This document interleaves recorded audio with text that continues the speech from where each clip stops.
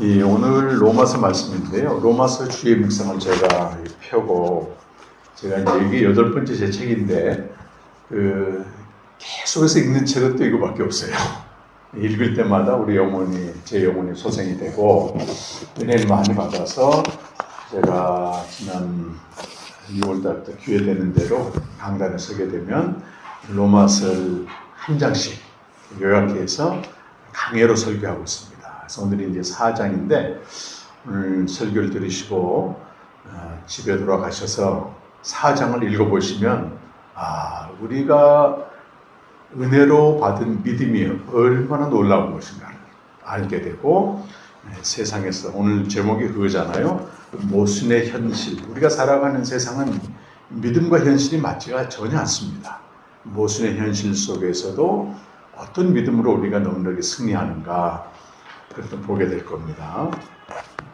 로마서의 주제는 1장 17절에 나온 것처럼 복음에는 하나님의 의가 나타났다. 그게 이제 대주제입니다. 하나님의 의의 반대말은 하나님의 진노라고 하는 것입니다. 그래서 아담 안에 있는 모든 인간은 본인이 알든 모르든 죄 아래에 있고 하나님의 진노 아래에 있습니다.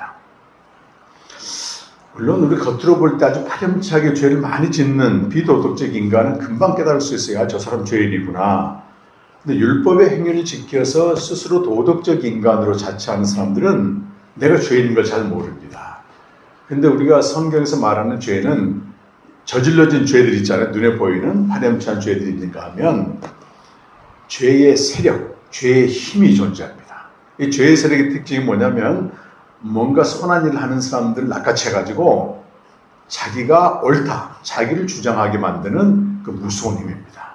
이런 사람들이 더 나쁜 사람이 하나님 보실 때는 대표적으로 바리새인들, 서기관들이 그런 일을 했습니다.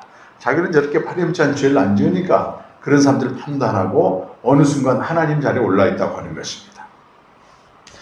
로마서 3장 23절에서는 결론적으로 모든 사람이 죄를 범하여 하나님의 영광에 이르지 못했다. 죄인을 어떻게 합니까? 우리가 하나님의 영광을 보지 못한 모든 사람은 죄인이라고 성경은 말합니다. 그러니까 우리 세상의 평가와 하나님의 평가는 완전히 달라요. 나 그런 대로 잘 사는데. 일본에 제가 6월 달에 다녀왔잖아요. 근데 일본 성도들은 상당히 윤리적이고 도덕적인 삶을 추구한다고 해요. 근데 이제 강 목사님이 그런 딜레마에 빠지는데 어떤 분이 교회에 왔어요. 그래서 교회에서 설교 쭉 들어보니까 자기는 상당히 제대로 잘 살고 있다는 생각이 든 겁니다. 도덕적으로, 윤리적으로. 그래서 교회를 안 나오는 거예요. 근데 교회는 여러분 윤리적이고 도덕적인 사람 만드는 곳이 아닙니다. 열매로 자연이 나타나지만 얼마나 하나님 앞에서 큰 죄인이고 설 수 없는 자인 걸 깨닫고 하나님의 은혜로 사는 자. 그 은혜로 살다 보면 선한 행실이 나오는 거거든요. 우선하는 게 뭔가가 더 중요하죠. 그래서 우리가 구원받았다고 하는 것은 단순히 죽어서 천국 간다고 하는 개념을 뛰어넘어서 죄인이었는데 하나님의 영광을 보지 못해요. 하나님과 교제하며 그분의 영광을 보는 상태, 요게 구원받은 증거인 것입니다. 영광을 보지 못한 게 죄인이니까 죄로부터 구원받았다는 얘기는 그분과 교제하면서 그분의 영광을 보는 것을 말해요. 오늘 4장 앞부분에서 보게 되면은 아브라함과 다윗의 믿음, 유대인들을 겨냥하고 있습니다. 유대인들은 무슨 생각을 하냐면 우리는 선한 행위를 하고 있지 않느냐, 하나님을 기쁘게 하는 여러 가지 금식도 하고 구제도 하고 이런 기도라고 하는 선행을 열심히 하고 있는데, 또 하나는 뭐예요? 유대인만이 갖고 있는 징표가 다른 민족에게는 없는 할례를 합니다. 할례. 어렸을 때 할례를 하거든요. 피부를 잘라내는. 이 두 가지 때문에 자기들은 굉장한 특권의식을 가지고 있는 거예요. 우리는 하나님 앞에서 옳다, 이런 생각을 가지고 있는데 그 행위와 할례에 대해서 믿음으로 반박하는 내용이 4장 앞부분에 나오는 것입니다. 4장 1절, 2절 한번 읽어보실까요? 여러분 성경을 가지고 읽어보세요. 내가 성경 구절 못 드렸는데 시작. 그런즉 육신으로 우리 조상인 아브라함이 무엇을 얻었다리요? 만일 아브라함이 행위로서 의롭다 하심을 받았으면 자랑할 것이 있으려니와 하나님 앞에서는 없느니라. 그러니까 아브라함이 의롭게 되기 전에는 완전히 우상 숭배자였습니다. 갈대아 우리에서. 근데 그걸 하나님이 불러내가지고 말씀을 주시고 자손의 약속을 주셨는데 그걸 아브라함이 믿었어요. 그걸 의롭다 여김을 받았다. 그렇게 이제 말씀합니다. 행위가 아닌 뭐다? 믿음으로 의롭다함을 받았다는 얘기를 하고 있는 거예요. 인간이 어떤 선행을 하게 되면 사람들이 존경합니다. 사실 그렇잖아요. 또 사람 앞에서 자랑거리가 됩니다. 하나님이 보실 때는요, 인간의 어떤 선행도 그분의 눈으로 볼 때는 도토리 기적이에요. 그래서 이사야 64장 6절에서는 뭐라고 말씀하고 있는가 하면 나오죠. 이사야 64장 6절일까요? 다 함께 읽어보실 거예요. 시작. 무릇 우리는 다 부정한 것 같아서 우리의 의는 다 더러운 우리는 다 잎사귀같이 시들므로 우리의 죄악이 바람같이 우리를 몰아냅니다. 도덕적 인간이든 비도덕적 인간이든 죄 아래 인간은 설령 아무리 의로운 행위를 한다 할지라도 하나님이 보실 때는 그 의로운 행위가 더러운 누더기와 똑같다고 하는 것입니다. 자, 그러면 사람의 선행은 정말 가치가 없는 것인가? 막 살아도 되는가? 이런 질문을 할 수가 있어요. 근데 사람의 선행은 사실 자기에게서 나온 게 아니고 빛 대신 하나님의 그림자로서 이게 나타나는 것입니다. 그 인간은 빛이 될 수는 없어요. 그림자일 뿐인 것입니다. 그림자. 그래서 이제 바르트는 이렇게 말하는데 인간의 행위가 아무리 숭고하고 설령 신적인 위대성이 있어도 그것은 빛 자체가 아니고 빛을 반사하는 그림자에 불과하다. 선행을 해놓고 자기가 영광을 받으면 안 되는 겁니다. 빛 대신 하나님의 그림자이기 때문에. 그래서 아브라함이 하나님 앞에 의롭게 된 것은 말씀을 믿음으로 된 것인데 무슨 말씀을 믿었을까요? 창세기 15장 5절과 6절에 보면 하나님이 어떤 말씀을 하셨는지 한번 보겠습니다. 창세기 15장 5절과 6절 말씀인데, 자, 5절은 안 띄었는데 5절은 제가 읽을게요. 이렇게 되어 있습니다. 그를 이끌고 밖으로 나가 이르시되 하늘을 우러러 무뼈를 셀 수 있나 보라. 또 그에게 이르시되 내 자손이 이와 같으리라. 자손에 대한 약속을 하셨어요.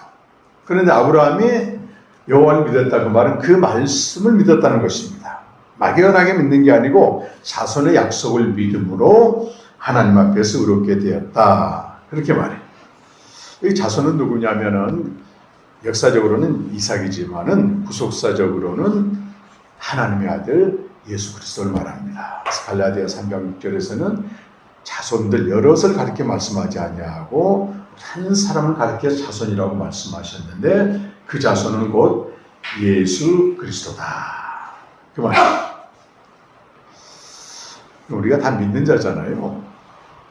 믿으니까 이렇게 교회 나와서 예배 드리는데 분명히 할 것은 내가 믿는 믿음의 내용입니다. 뭘 믿느냐 대체. 우리 기독교의 옷을 입은 미신도 활동합니다. 여러분. 미신이 뭐냐면 내가 원하는 것을 이루어주는 대상으로서 그것만 믿는 걸 미신이라고 말하는 거예요. 그래서 우리가 참 기독교를 믿는가, 미신 믿는가 어떻게 알 수 있냐면 믿음의 내용을 보면 알 수 있습니다. 아, 이 사람이 약속된 자손인 그리스도, 구체적으로 말하면 그리스도의 죽음과 부활을 통해서 내가 하나님의 자녀가 되었다고 하는 걸 이걸 믿으면 확실히 그리스도인인데 이건 모른 채 그냥 믿는 거예요. 그렇게 그냥 믿는 거예요.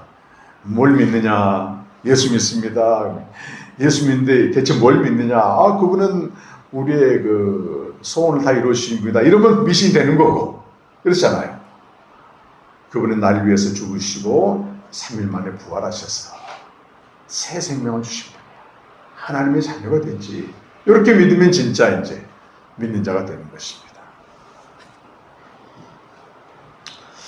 자, 다윗은 그 다음 두 번째, 다윗에 대해서는 로마서 4장에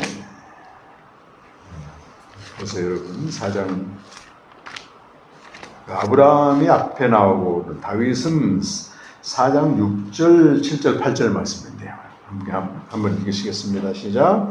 이를 아니할지라도 경건하지 아니한 자를 의롭다 하신 이를 믿는 자에게는 그의 믿음을 의로 여기시나니 이란 것이 없이 하나님께 의로 여기심을 받는 사람의 복에 대하여 다윗이 말한 바 불법이 사함을 받고 죄가 가려짐을 받는 사람들은 복이 있고 주께서 그 죄를 인정하지 아니하실 사람은 복이 있나이다.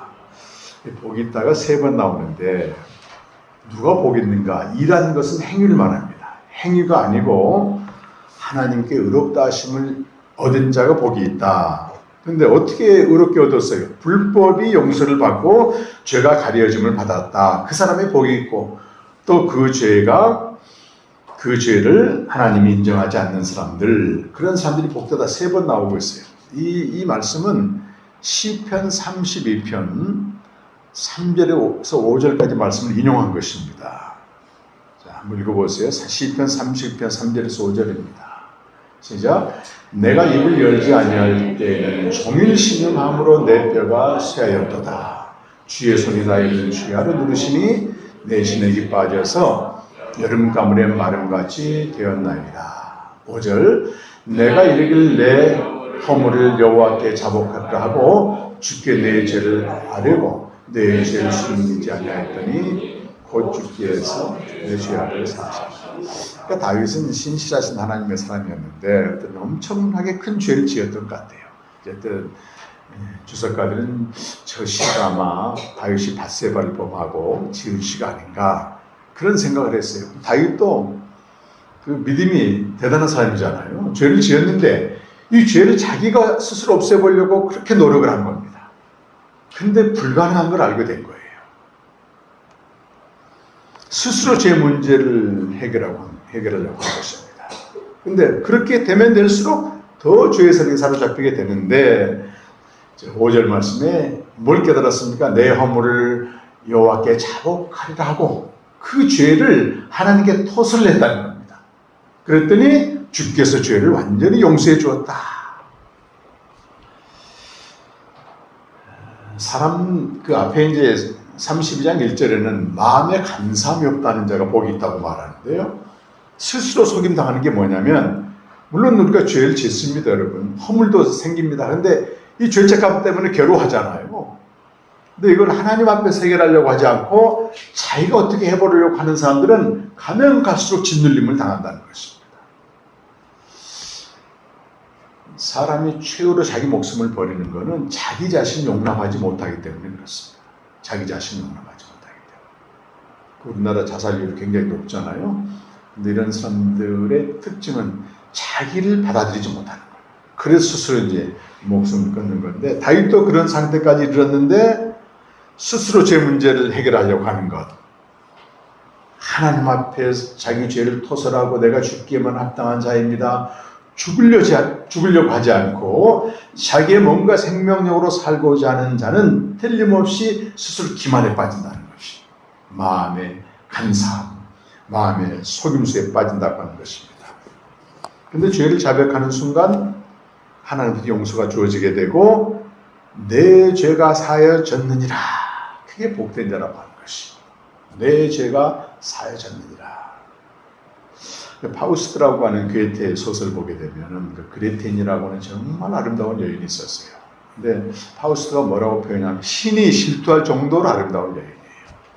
근데 이제 어둠의 세력 사탄으로 변장된 그 파우스트가 이제 유혹을 하죠. 유혹을 해가지고 이제 사랑에 빠져듭니다. 내 사랑을 지키기 위해서 그 오빠와 결투하면서 오빠를 죽이고 또 그 사이에 난 아이를 또 연못에 빠뜨려 죽이고 막 이런 엄청난 죄를 짓게 되는 거예요. 그런데 사탄이 건드리기에 두려울 정도로 순수했던 그레텐이 죄악에 깊이 빠져버린 것입니다. 그때 파우스트가 등장해서 내가 너를 건져주겠다. 도망가자 이렇게 얘기를 하는 거예요. 그런데 그레텐은 그 손을 뿌리치고 죽음을 받아들입니다. 이제 사형 집행 직전까지 갔거든요. 죽음을 받아들였는데 이 파우스트가 말이죠. 괴테가 쓴 것만 있는 게 아니고 비슷한 종류의 글들이 많아요. 우리 춘향전처럼. 근데 왜 파우스트의 소설이 유명한 대작이 됐는가 하면 그 그레텐이 죽음 당할 때 하늘에서 무슨 소리가 들리냐면은 너는 구원받았니라 이 소리가 들린 거예요. 자기 죄로 죽었으면 지옥 가야 되잖아요. 근데 파우스트의 소설에서는 네가 구원받았느니라 이게 복음이 되는 것입니다. 내가 내 죄로 인해 죽기만 합당한 자임을 깨닫고 그 죽음을 받아들인 자 안에 구원이 있다고 하는 것입니다.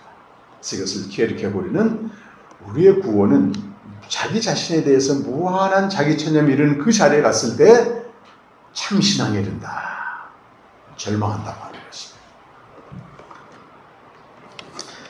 다윗이 이미 이런 얘기했죠. 내 죄가 사해졌느니라. 내가 구원받았느니라.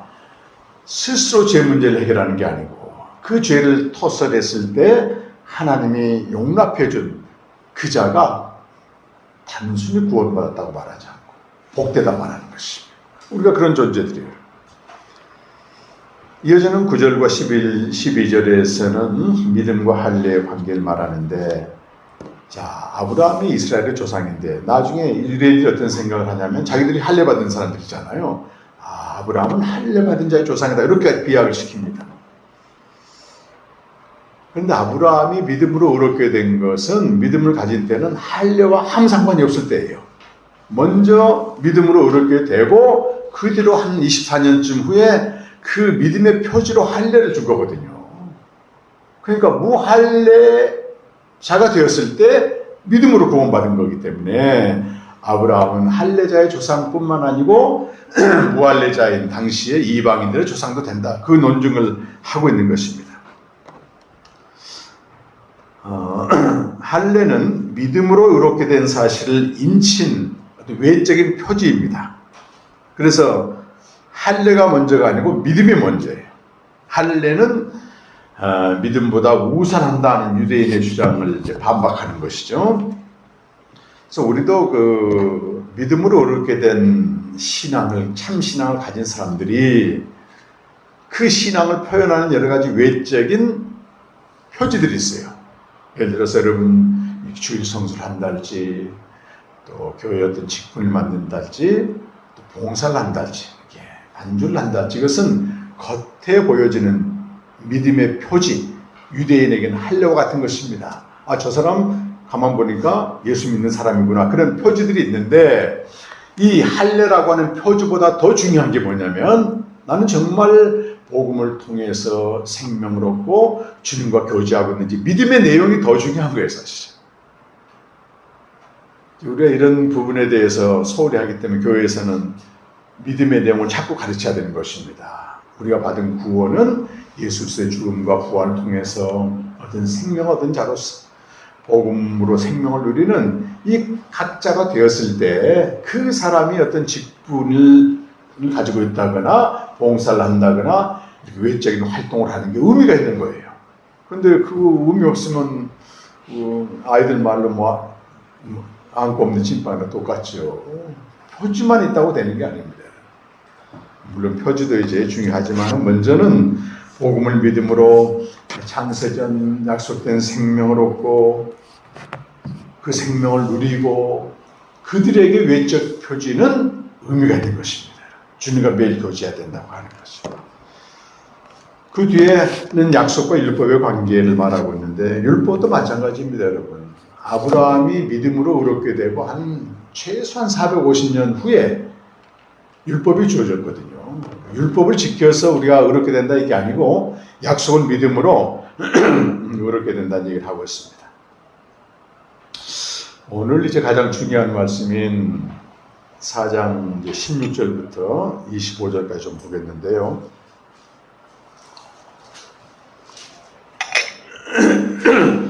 4장 17절 말씀 한번 다시 한번 읽겠습니다. 자, 아브라함이 믿은 하나님은 누구냐는 거죠. 자, 시작. 기록된 바 내가 너를 많은 민족의 조상으로 세웠다 하심과 같으니 그가 믿은 바 하나님은 죽은 자를 살리시며 없는 것을 있는 것으로 부르시는 이시니라. 죽은 자를 살리시는 하나님은 부활의 하나님이고 없는 것을 있는 것으로 무에서 유로 만드신 하나님은 창조의 하나님이십니다. 창조와 부활의 하나님을 아브라함이 믿었다는 거예요. 큰 믿음으로 의로 여기심을 받았잖아요. 자, 24절 말씀 한번 쭉 내려와서 읽어보겠습니다. 시작. 의로 여기심을 받은 우리도 유함이니 곧 예수 우리 주를 죽은 자 가운데서 살리신 이를 믿는 자들. 그러니까 아브라함이 믿은 창조와 부활의 하나님은 아브라함의 하나님뿐만 아니고 우리가 예수를 믿어서 의롭게 된 우리에게도 동일한 누구다? 하나님이시라고 하는 겁니다. 자, 두 번째 18절 말씀 같이 한번 읽어보겠습니다. 시작. 아브라함이 바랄 수 없는 중에 바라고 믿었으니 이는 내 후손 이와 같으리라 하신 말씀대로 많은 민족의 조상이 되게 하려 함이라. 자, 창조와 부활의 하나님을 하나님으로 믿는 사람들의 특징이 뭐냐면 바랄 수 없는 소망이 완전히 끊어진 상태에서도 바라는 믿음을 가진 자라고 하는 것입니다. 예컨대 내 후손 이와 같으리라 말씀하신 대로 많은 민족의 조상이 되게 되었다고 하는 것입니다. 세 번째 19절 말씀 시작. 아브라함 그가 100세나 되어 자기 몸이 죽은 것 같고 사라의 태가 죽은 것 같음을 알고도 믿음이 약해지지 않았다. 이 100세가 되어서 아들을 주겠다고 했는데 믿음이 약해지지 않았고 이미 그 안에 사라는 이제 90세가 되어서 아이를 낳을 수 없는데도 믿음이 약해지지 않았고 그 다음 20절까지 말씀 시작. 믿음이 없어 하나님의 약속을 의심하지 않고 믿음으로 견고해져서 하나님께 영광을 21절 말씀 보면 약속하신 것은 무엇이든지 그가 능히 이루실 것을 확실히 믿었다. 이렇게 되어 있습니다. 이 하나님 우리 하나님이라고 하는 것입니다. 특히 오늘 19절 말씀 보면 불가능한 현실을 알고도 믿음이 약해지지 않았다. 이렇게 되고 있습니다. 로마서에서 바울이 말하는 진술은요. 성경을 좀 아시는 분들은 창세기하고는 안 맞습니다. 여러분. 창세기에 나오는 역사적 사실은 뭡니까? 여기 아브라함은 전혀 의심하지 않았다고 되어 있는데 창세기 17장 17절 한번 읽어보겠습니다. 창세기 17장 17절 앞에 떴는데요. 시작. 아브라함이 엎드려 웃으며 마음속으로 이르되 100세 된 사람이 어찌 자식을 낳을까? 사라는 90세니 어찌 출산하나? 의심했다는 거예요. 여기는 의심하지 않았다는데. 그리고 18장 12절에도 사라가 어떻게 표현했어요? 사라가 속으로 웃고 이르되 내가 노쇠하였고 내 주인도 늙었으니 내게 무슨 즐거움이 있으려 의심하고 비웃었단 말이에요. 약속을 했는데. 근데 여기 바울은 그렇게 말하지 않습니다. 의심한 적도 없고 조롱한 적도 없고 믿음이 약해지지 않고 도리어 강해졌다. 이걸 어떻게 설명하냐는 거예요. 또 우리가 여기서 한 가지 놓치지 말아야 될 게 뭐냐면 믿음이라고 하는 거는 하나님으로부터 오는 선물입니다. 선물. 믿음은 내가 만들어낸 게 아니에요. 에베소 2장 8절 말씀에도 너희가 은혜로 말미암아 믿음으로 은혜로 주어진 믿음으로 구원받았단 말이에요. 만약 믿음이 내게서 나온다면 어떻게 될까요, 여러분? 수시로 흔들립니다. 상황 앞에서. 자, 바르트가 이 부분에 대해서 어떻게 주의를 했나 한번 들어보세요. 이제 책이 있습니다. 한번 돌아가서 읽어보시기 바랍니다. 아브라함이 100세나 되어서 내가 어떻게 자식을 낳을까? 여기까지가 아브라함이 볼 수 있는 것이다. 아브라함은 그 이상 못 보는 것입니다. 이해할 수 있는 것입니다. 그러나 우리가 볼 수 없는 것의 저편에서 마주하게 되는 사실이 있는데 그것은 하나님으로부터 오는 믿음이라고 하는 것입니다. 하나님께서 강하게 했다는 거죠. 그 믿음을. 그래서 하나님이 주신 믿음은 내 상태가 어떠하든 절대 약해질 수가 없다고 하는 거예요. 우리가 파악할 수 있는 건 뭐예요? 아브라함의 의심과 사라의 비웃음. 그 저편에는 우리가 파악할 수 없는 것이 있으니 곧 현실의 모순에 저항한다고 하는 것입니다. 현실적으로는 안 맞는 거예요. 역사에 우리 눈으로 보이는 역사의 저편에 눈으로 보이지 않는 비역사적인 것이 있다는 것입니다.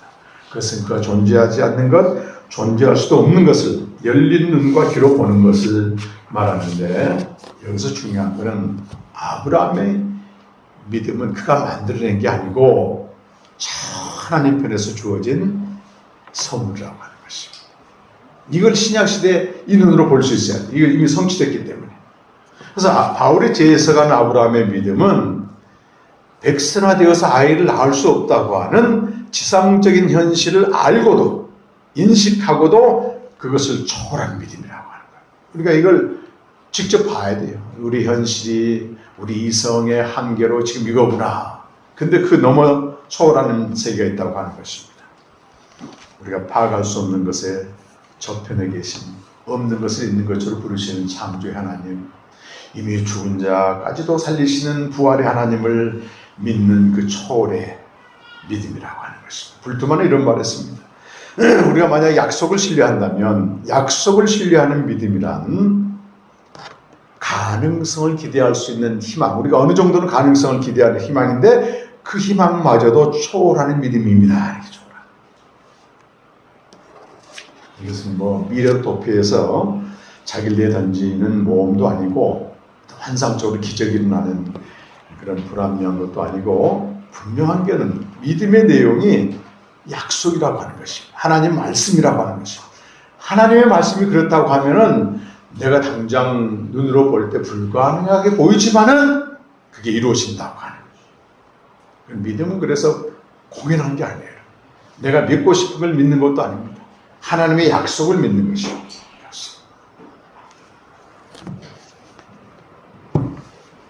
115페이지에 나오는 제 책 칼빈이 무슨 말했나 한번 잠시 들어보세요. 칼빈은 뭐 우리 개신교의 창시자라고 할 수 있죠. 우리를 둘러싼 모든 것은 하나님의 약속과는 모순되어 보인다. 그분은 불멸을 약속하시나 우리는 사멸과 부패에 감사해 있다. 그분은 우리가 그분 앞에 이미 의롭다고 선언하시지만 우리는 죄로 뒤덮여 있다. 그분은 우리에게 자신의 은혜와 선한 의지를 증명하시나 우리의 현실은 그분이 바라시는 모든 분노와 위협 속에 있다. 우리는 무엇을 해야 하는가? 두 눈을 감고 우리 자신을 지나치고 우리의 모든 고유한 특성을 지나칠 것이 바람되어 나 자신에게만 주목하지 말라는 거죠.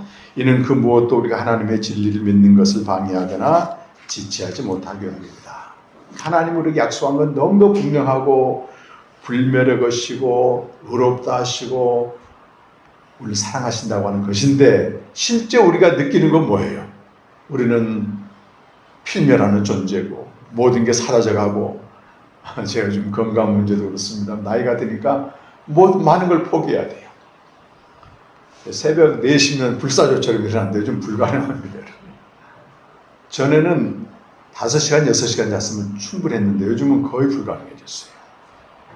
7시간, 8시간 자야만이 활동하는데 벌써 70이 이제 내일모레 다 들어가서 그런지 받아들여야 돼. 그런데도 하나님의 약속은 뭐예요? 너는 영존할 것이다. 육체는 쇠락하지만 영은 날로 새롭도다. 그렇습니다. 그런데 아브라함의 그 믿음이 우리의 믿음이라고 얘기하는 거예요.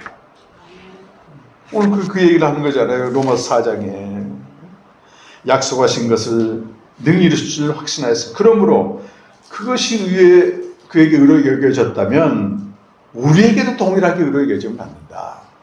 어떤 차이가 있습니까? 아브라함은 약속된 자손을 믿었어요.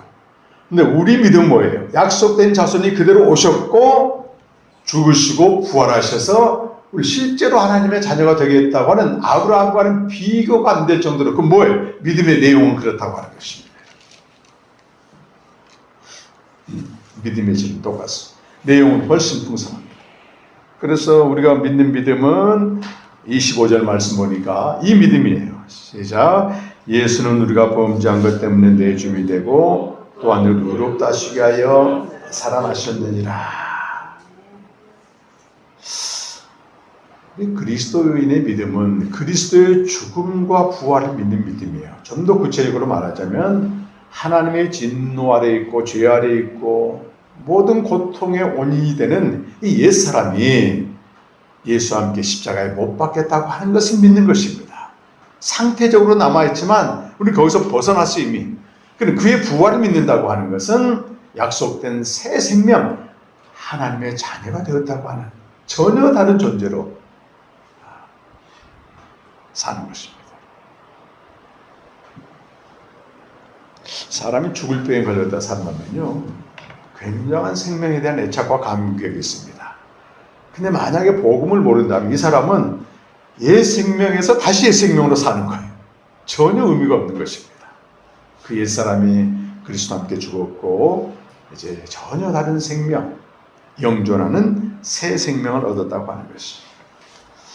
그래서 5장 1절에도 보게 되면 그러므로 우리가 믿음으로 의롭다 하심 받았다. 뭘 믿는다는 거예요? 그의 죽으심과 부활로 말미암아 하나님 앞에 의롭다 하심 받았다. 세상이 우리를 정죄하고 나 자신도 나를 정죄할지 모르지만 이 죽음, 그리스도의 죽음과 부활을 믿는 자들은 하나님 앞에서 의롭다함을 받은 사람입니다. 보장된 것입니다. 하나님과 바른 관계에 진입한 것을 말합니다.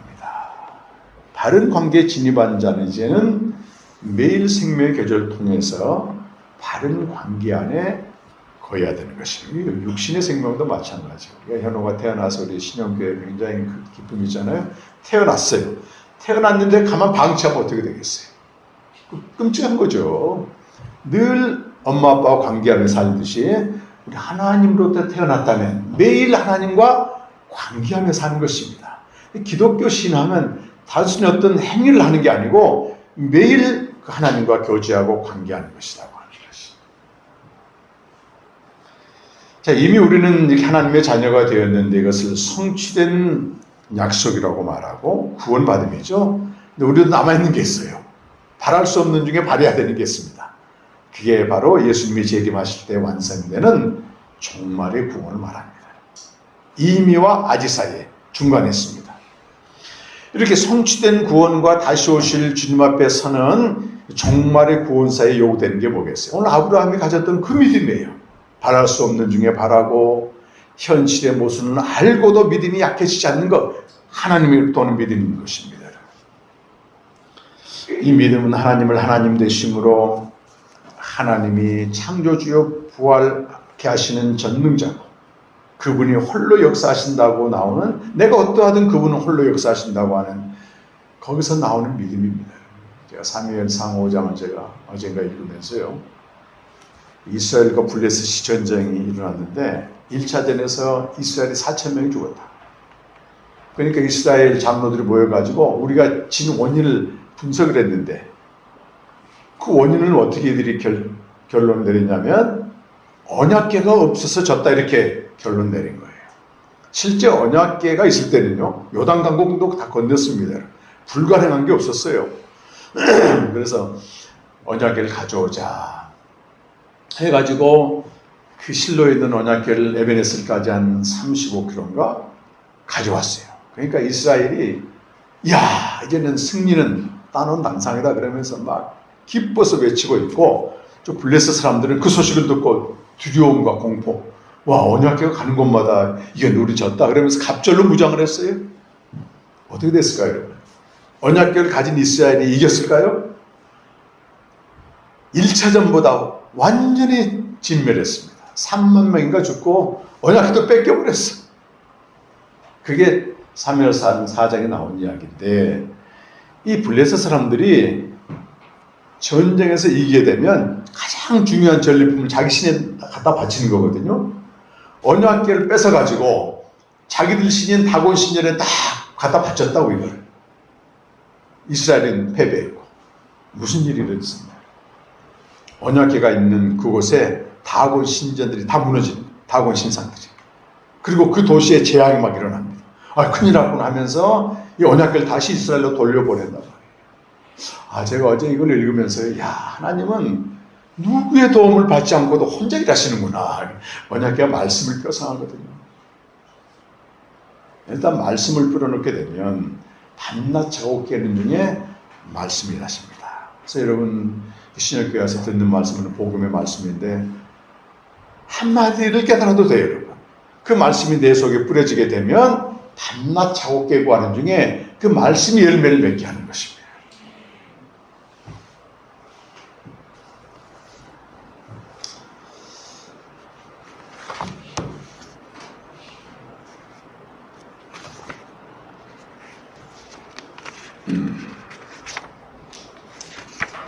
제가 117페이지 제 책에 있는 것을 한번 읽고 말씀 마무리하려고 합니다. 자, 우리가 믿음으로 산다고 하는 것은 막연한 공상이 아니고 현실을 직시하는 겁니다. 근데 현실을 직시하면 모순된 게 많다는 게 많습니다. 저의 경우만 해도 마찬가지예요. 지상적 현실은 어떤 이성으로 파악하는 데 늘 한계에 이릅니다. 칼빈이 말한 대로 우리를 둘러싼 모든 것은 하나님의 약속과 모순되어 보여요. 교회나 목회 현실도 마찬가지입니다. 왜 하나님의 가장 중요한 일인 생명을 알고 생명을 전하는 교회는 이렇게 좁고 협착한, 목사님도 마찬가지예요. 가야만 되고 사람의 일로 선동하는 교회는요 어마어마하게 보입니다. 7월 말에도 어떤 교회를 갔다 왔는데 제일 큰 교회 양주에서 드레스디아스너이라는 사람 일로 어마어마하게 부흥했습니다. 북적북적 됩니다. 그 다음에는 제가 수원 인터처치 갔는데 거기 5명 모여서 이렇게 교제하면서 예배드리는데 정말 진지하게 이들이 말씀을 나눠요. 제가 그 전주에 갔다 오고 여기 갔는데요. 그 4천 몇백 명 모인다는 교회가 0.001도 안 부럽습니다. 세속적 목사는 부러웠겠죠. 공허합니다, 여러분. 근데 5명 모인 곳은 정말 진지하게 들이 말씀 때문에 고민하고 말씀으로 살려고 몸부림하고 너무너무 귀한 교회.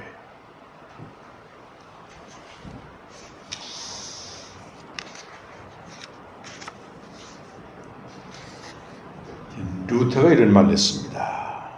우리 이성으로 현실 파악한다면 모순투성이다. 그 얘기를 하면서 믿음에 대해서 얘기합니다.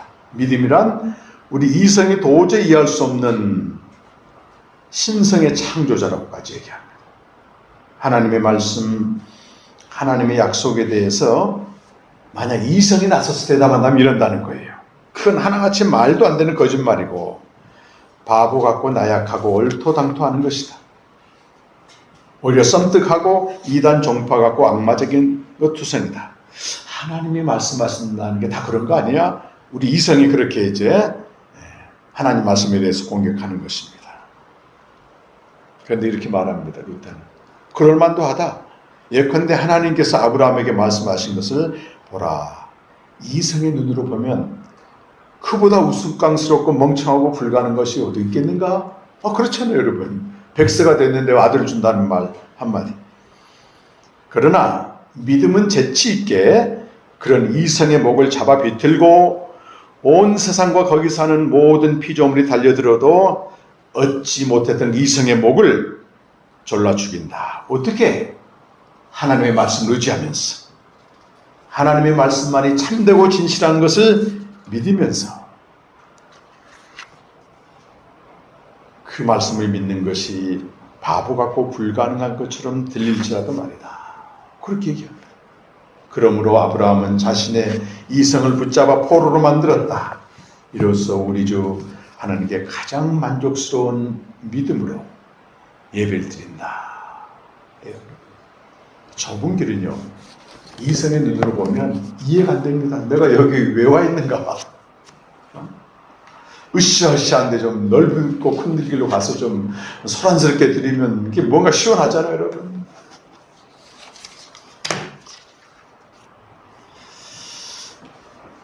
미국의 타임지에서 21세기 가장 훌륭한 신학자로 손꼽은 사람이 스탠리 하워스라고 하는 사람입니다. 우리나라의 그 하나님의 나그네에 된 백성이라는 책도 제가 좀 읽어봤는데 이분이 무슨 말 하냐면 오늘날 교회가 교회 성장과 실용주의에 푹 빠져가지고 교회 자체로서의 본질을 잃어버렸다. 그렇게 말합니다. 제일 대중적인 교회 하나 예를 들었는데 윌로우 크릭 교회 같은 데는 복음의 방해가 된다고 십자가를 없애버렸습니다. 복음이 뭔데 여러분? 복음이 십자가가 중심이잖아요. 사람들에게 만족을 주기 위한 컨퍼런스와 같은 어마어마한 교회 집회를 하면서 복음의 반대가 된다고 십자가를 치워버렸다. 이 스탠리 하우스는 경악을 하는 것입니다. 그러면서 무슨 말 하냐면 교회는 세상을 변화시키는 게 목적이 아니다 이렇게 말해요. 세상 가운데서 교회답게 서 있는 게 진짜 교회다 이런 얘기를 합니다. 그게 뭐겠어요? 여러분 개인이 교회입니다. 세상에 나가서 이성으로 볼 때는 말도 안 되는 그 믿음으로 사는 것입니다. 지금 현실은 다 모순투성이야. 근데 주님을 기다리는 그 믿음, 주님의 약속을 믿는 믿음. 그 세상 사람들이 볼 때 저 사람은 좀 다르구나. 이걸 보여줄 수 있는 이 교회 자체로서의 존재해야 된다고 하는 것을 신영교회가 사명을 받은 겁니다. 보여줘야 되는 거예요. 세상 사람들이 좋아하는 거 똑같이 좋아하고 그들이 추구하는 거 똑같이 추구하고 그런 한편으로 내가 그리스도인이다. 이게 종말이 오게 되면 먹혀들지 않습니다. 좁은 길로 가는 것입니다. 손해볼 줄 알아야 돼요. 하나님을 위해서. 하나님을 위해서 또 양보할 줄 있어야 돼요. 자기 욕망과 육체의 욕심을 채우며 살아가는 세상 사람들 앞에서 조금은 달라 보여야 돼요. 저 사람은 교회 다니긴 다니는데 내 주변에 교회 다니는 사람은 조금 다른 것 같다. 이게 여러분 진짜 교회로 사는 것입니다. 그렇게 살아가시면 여러분 되시고 이성으로 생각하면 안 돼요. 말씀이 이렇다면 그대로 믿는 겁니다. 바보 같아요. 그게 주님께 영광 돌려요. 아브라함이 하나님께 영광 돌렸다 나오는데요. 창세기는 그런 게 없어요. 근데 하나님께 영광 돌린다는 얘기는 하나님을 하나님으로 인정할 때 그분이 영광을 받으시는 것입니다. 삶의 현장에서 한 주간 이렇게 살아가신 주의 이름으로 간절히 축원합니다. 기도하겠습니다. 하나님 아버지, 아브라함에게 주셨던 믿음, 바랄 수 없는 중에 바라고 없는 것을 있는 것처럼 부르시고 죽은 자까지도 살리시는 이 믿음이 이제 예수 그리스도를 통해서 우리에게 그대로 주어졌습니다. 여전히 우리의 삶의 현실은 모순투성이로 보입니다. 이성으로 파악할 때는 얼토당토하게 보이지만 다시 오실 주님 앞에서 하루하루 살아가는 우리 성도들 되게 하여 주셔서 세상에 나가 참 성도라고 하는 징표를 보여줄 수 있는 복된 자들 되게 하여 주옵소서. 예수님의 이름으로 간절히 기도드립니다. 아멘.